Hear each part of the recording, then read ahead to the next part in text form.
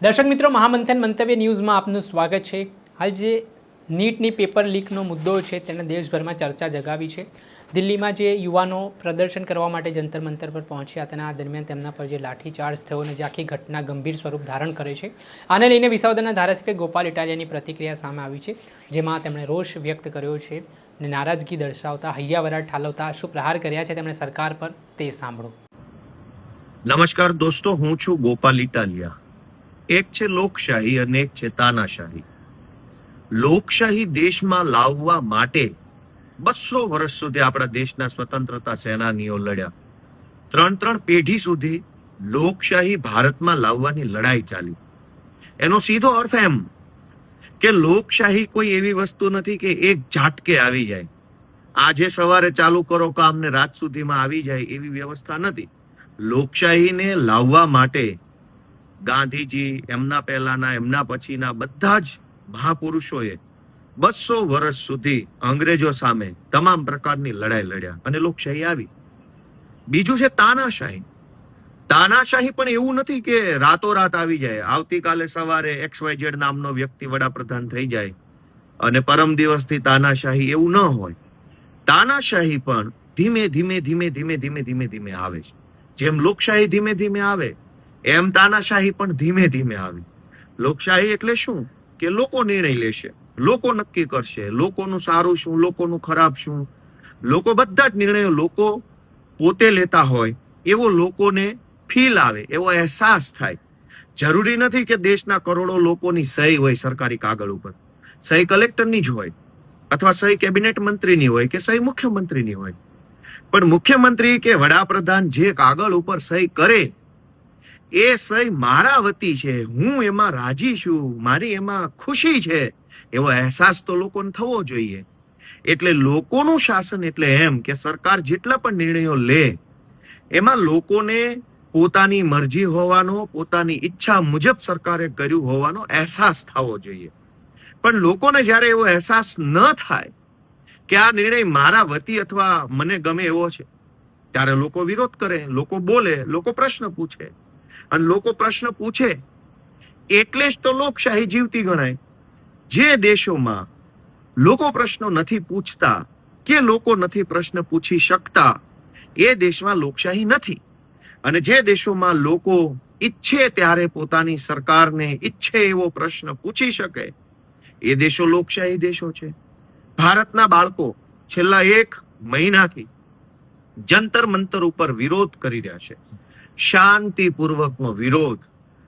કોઈ ઉશ્કેરાટ ભર્યા ભાષણો નહીં, કોઈ ઉશ્કેરાટ ભર્યા સૂત્રો નહીં, કોઈ હિંસા નહીં. 1 મહિનાથી તદ્દન બિન રાજકીય રીતે ભારતના બાળકો સોનમ વાંગચુકજી અને અભિજીત દીપકેના નેતૃત્વમાં પોતાનો અવાજ સરકાર સુધી પહોંચાડવાની કોશિશ કરી રહ્યા છે. એમાં રાજકારણ ક્યાંય નથી. માત્ર એક વ્યાજબી પ્રશ્ન છે કે હજારો પેપર લીક થાય છે, બાળકોનું ભવિષ્ય બગડે છે, આનો જવાબદાર કોણ? આટલો સિમ્પલ પ્રશ્ન સરકારને નહીં પૂછીએ તો કોને પૂછવાનો? જે સરકારને આપણે મત આપીએ તો સરકાર આપણને થેન્ક યુ કે વાહ સરસ, તમે સારા નાગરિક છો કેમ કે તમે અમારી XYZ પાર્ટીને મત આપ્યા. અને મત આપ્યા પછી એ જ વ્યક્તિ જો પ્રશ્ન પૂછે તો દેશદ્રોહી કેવી રીતે બની જાય છે, દેશ વિરોધી કેવી રીતે બની જાય છે? આ કેન્દ્રમાં રહેલી તાનાશાહ સરકારનું એક મનોવૈજ્ઞાનિક જનતા ઉપર તાનાશાહી ભર્યું વલણ છે કે જે માણસ પ્રશ્ન પૂછે એ બધા જ દેશદ્રોહી. અને પ્રશ્ન કોને પૂછે છે? સરકાર નહીં. સરકાર તો અનેક આવી, અનેક ગઈ. તો એવું તો નથી કે દેશ જ સરકાર છે અને સરકાર જ દેશ છે, કેમ કે અહીંયા આપણે ત્યાં દુનિયાના દેશોની જેમ રાષ્ટ્રપતિ શાસન નથી. અહીંયા સરકાર છે જેને લોકો પસંદ કરે. 1 મહિનાથી નીટ, રીનીટ, અલગ અલગ અનેક પેપર લીક. માણસના જીવનમાં ડોક્ટર બનવું એ કેવડું મોટું સપનું હોય છે.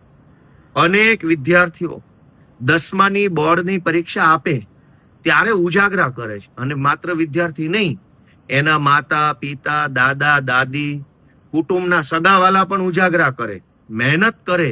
એક વસ્તુની અંદર કાળજીપૂર્વક ધ્યાન રાખે. હું મારા કુટુંબના અનેક લોકોને જોઉં છું કે જેના બાળકો 10મામાં હોય ને ત્યારથી ઉજાગરા કરે. શું કામ?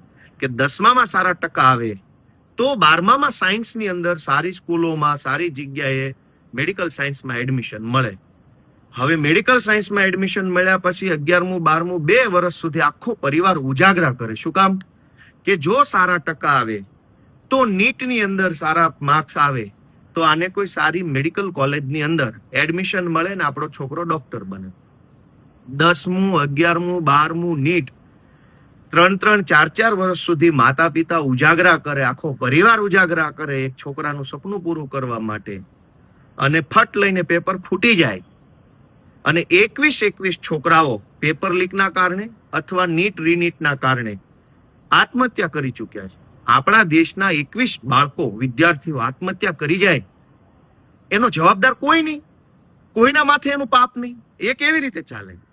નીટની પરીક્ષા અને પેપર લીકની વિરુદ્ધમાં જંતર મંતર પર ઉપવાસ ઉપર બેઠેલા બાળકોએ જ્યારે સરકાર સુધી વાત પહોંચાડવા પાર્લામેન્ટ માર્ચ કરી, એ પણ શાંતિપૂર્વક હતી. એમાં કોઈના હાથમાં તલવાર, ધોકા, લાકડીઓ, તીર, ભાલા, બરછી કંઈ નહોતું.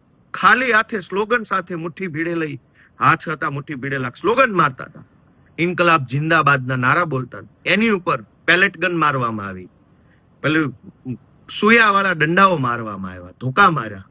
આ તો આપણા દેશના બાળકો છે. આ કોઈ કઈ પાકિસ્તાનના નથી કે આ કોઈ બીજા દેશના નથી. આપણા જ દેશના બાળકો પેપર લીકનો ભોગ બને, આપણા જ દેશના બાળકો આત્મહત્યા કરે, અને આપણા જ દેશના બાળકો આપણા જ દેશની સરકારને પ્રશ્ન પૂછે તો આપણા જ દેશની સરકાર આપણા જ દેશના બાળકોને ધોકા મારે. એ જ તો તાનાશાહી છે. અને આ તાનાશાહીની સામે લડવું એ કોઈ પાર્ટીની નહીં, દેશના એક નાગરિકની જવાબદારી છે. હું ગુજરાતભરના સૌ લોકોને, વડીલોને વિનંતી કરું છું કે આ લડાઈ ભાજપ સામે કે વડાપ્રધાન સામે નહીં, આ લડાઈ તાનાશાહીની સામે છે. તાનાશાહીની સામે નહીં લડીએ તો ધીમે ધીમે આપણે બધા ગુલામી તરફ ફેંકાઈ જશું.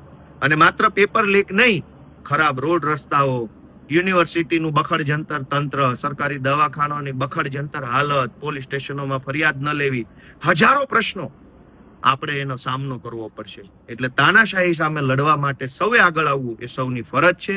હું સૌને અપીલ કરું છું કે કશું ન કરી શકો તો એક વોટ્સએપ કે ફેસબુકનું સ્ટેટસ તો મૂકો. આ દેશ આપણો છે, કોઈ ભાજપનો કે કોંગ્રેસનો કે કોઈ પાર્ટીનો આ દેશ નથી. દેશ આપણો છે. પાર્ટી તો આજે છે કાલે નહીં હોય, નેતાઓ આજે છે કાલે નહીં હોય, દરેક નેતા મરી જવાના છે. દેશ અને આ સમાજ વ્યવસ્થા અખંડ છે, અમર છે. આ વ્યવસ્થા જળવાઈ રહે, લોકશાહી ટકી રહે, એના માટે એક ફેસબુક ઉપર કે વોટ્સએપ ઉપર કે તમારા સોસાયટીના ગ્રુપમાં સમર્થન કરતી, બાળકોને સમર્થન કરતી પોસ્ટો મૂકો. આટલું બધું ડરીને જીવવાનું શું જીવવાનું? સૌને મારા જય જય ગરવી ગુજરાત. જે આપણે સાંભળ્યા હતા વિસાવદરના ધારાસભ્ય ગોપાલ ઇટાલિયા, જે પોતાના નિવેદનના કારણે, આક્રમક અંદાજના કારણે હંમેશા ચર્ચામાં રહેતા હોય છે, ને આજે આખો સમગ્ર બનાવ સામે આવ્યો છે, તેને લઈને તેમણે નિંદા કરી છે. પોલીસ પ્રશાસને જે ગુંડા બનીને જે યુવાનો પર લાઠીઓ વરસાવી છે તેને લઈને તેમણે રોષ વ્યક્ત કર્યો છે. અને આજે દેશભરના યુવાનો આ ઘટનાથી રોષે ભરાયેલા છે. રોડ રસ્તા પર ઉતરીને યુવાનો વિરોધ કરી રહ્યા છે, નારાજગી દર્શાવી રહ્યા છે, ને આના જ કારણે હવે મામલો ગરમાતો દેખાઈ રહ્યો છે. દર્શક મિત્રો, આવા જ વિડીયો જોવા માટે મહામંથન મંતવ્ય ન્યૂઝ જોતા રહો, લાઇક કરો અને વધુમાં વધુ શેર કરો.